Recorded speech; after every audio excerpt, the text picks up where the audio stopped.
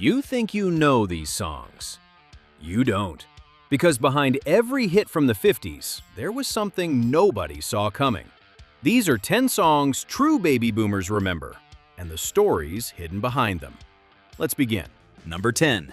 Jailhouse Rock, Elvis Presley.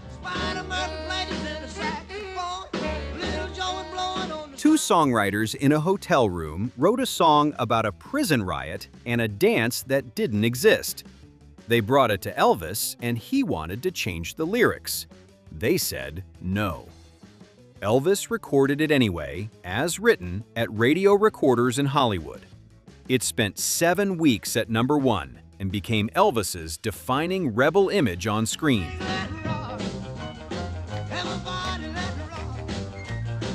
The songwriters were so young, they barely looked old enough to be there. They wrote the lyrics in a New York hotel, never imagining they would tell Elvis what he could and couldn't sing. Two men in their 20s looked at the biggest star on the planet and said the words, "Stay like this." A prison dance that never happened became the template for every rebel image that followed.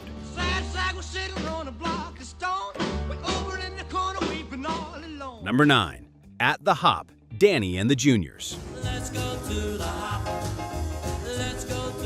Artie Singer wrote it as "Do the Bop" and tried to sell it to Dick Clark, who told him bop was already dead. Singer returned, changed every reference to bop to hop, and handed it to 4 kids from a Philadelphia high school who had never recorded before. They sang it live on American Bandstand before it was even released. 7 weeks at number 1. What nobody knew was that the dance the song described didn't exist when they recorded it. The hop was a made-up word to replace a dead trend. Teenagers heard it on the radio, invented the dance in their living rooms, and made it real by pretending it already was. A song about a dance that didn't exist became the dance that defined the 1950s.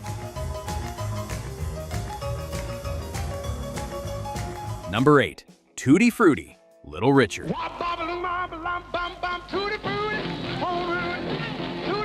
The original lyrics were so obscene they could never be played anywhere. Little Richard sang them in clubs for years, a song about sex hidden behind nonsense words and a scream. Producer Bumps Blackwell knew the energy was there, but the words had to be cleaned up. Dorothy Labostri helped rewrite it just enough to get it on the radio. 3 takes, 15 minutes. The scream that opens the track was Richard letting out years of frustration. What nobody knew was that the song that defined the wild energy of rock and roll was a sanitized version of something too dirty to describe in a newspaper. A song born in New Orleans became the template for every scream, every piano pound, and every ounce of chaos that followed. The future of an entire sound was first rehearsed by someone who had no idea he was inventing anything.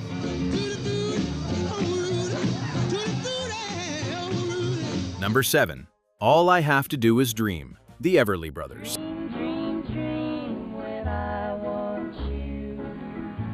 Felice and Boudleaux Bryant wrote it in 15 minutes. The Everly Brothers recorded it in 2 takes at RCA Studios in Nashville with Chet Atkins on guitar. It reached number 1 on every Billboard singles chart at the same time. What nobody knew was that Don and Phil's perfect harmony came from singing together since childhood, not from some easy relationship. The song that sounds like the most intimate conversation in pop music was sung by 2 brothers whose bond would later become painfully complicated.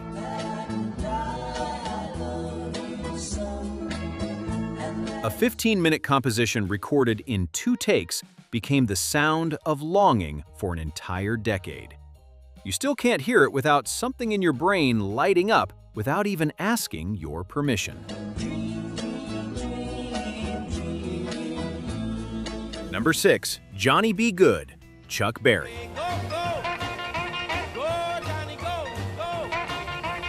Chuck Berry wrote it as a fantasy version of his own life, with the location moved to Louisiana because it sounded like the right place for the story. He walked into Chess Records in Chicago with a song about a country boy who could play guitar like ringing a bell. They recorded it in one session. The opening guitar riff was something Barry had shaped from blues, jump band energy, and the country edge he always carried. What nobody knew at the time was that the song Barry wrote to celebrate his own talent would become the standard by which every rock guitarist was measured for the next 60 years. The autobiography he disguised as fiction became the curriculum for an entire genre. A man singing about a boy who might someday be famous was writing his own future in real time.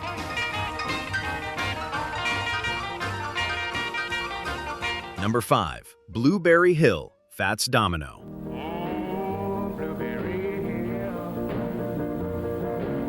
It was already 16 years old when Fats Domino recorded it. Glenn Miller had played it. Louis Armstrong had sung it. It was a standard, a polite ballad about love and loss. Domino walked into Imperial Records in Los Angeles and turned it into something that sounded like another planet. His version spent 11 weeks at the top of R&B charts and crossed to pop. What nobody knew was that Domino had heard the song and never forgot the melody. He played it from memory, changed the rhythm, and made it his own before anyone could stop him. A song floating through the culture for 16 years was reborn because one man refused to play it the right way. The industry had no way to explain why that version reached the places it reached. It doesn't need to. Number 4. Great Balls of Fire, Jerry Lee Lewis.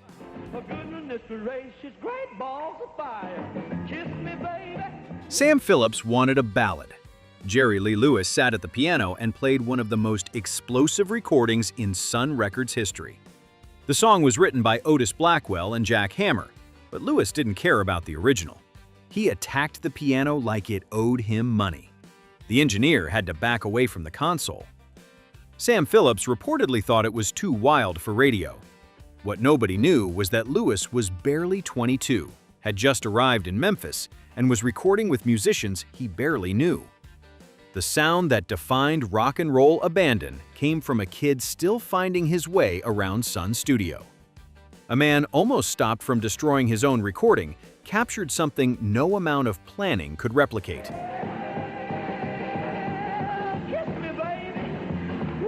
Number 3. That'll Be the Day, Buddy Holly.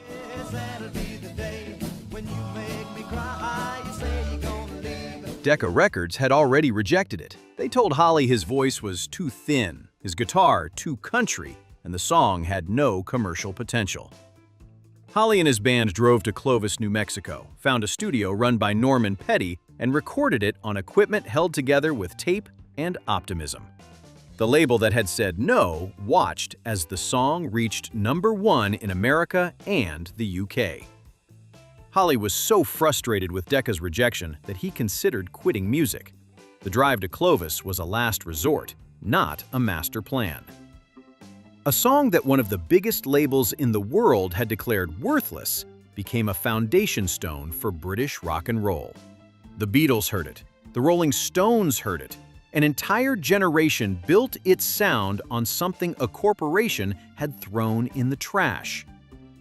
There is no formula that explains that. That'll be the day when I die. Number 2.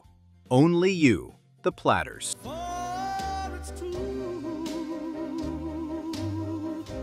They had been rejected by label after label. Ralph Bass at Federal Records heard them and gave them a shot. But their first recording of Only You was too rough, too raw, too unpolished for radio. The song almost disappeared before it had a chance. Buck Ram kept believing it could work. The later version, recorded with a softer approach, became one of the biggest hits of 1955. What nobody knew was that Tony Williams had come from an ordinary working life while the group rehearsed wherever they could. The voice that would define romantic ballads for a decade belonged to a man still fighting to be heard. A song that almost died because it was too real became the template for every doo-wop ballad that followed. The industry had no way to explain why that voice reached the places it reached. It doesn't need to.